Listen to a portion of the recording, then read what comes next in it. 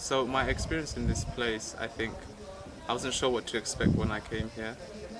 Um, in that I haven't done anything like this before, a retreat or anything. So um, what I had in my mind was coming here and sort of rebooting my spirit, my energy, if you will.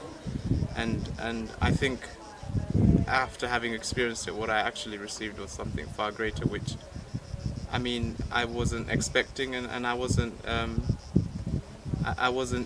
haven't had that feeling in a long time, which was like this community spirit, and everyone came together nicely. I mean, you have people from so many different backgrounds and so many different backstories, and the way we integrated, I feel like it's been longer than a week, and for some people we've connected such a way that it feels that connection will last a lifetime, and something like that is priceless. So after having done this, I feel like what I've experienced is something that will stay with me forever, really. And I feel grateful to the organizers to give us that opportunity to come together as a family like this. Yeah, I mean, some of these people, I'm sure that I would know for the rest of my life because of what we experienced together in this short week, which feels like a lot longer. So yeah, I mean, in my part, I want to thank the organizers again for everything.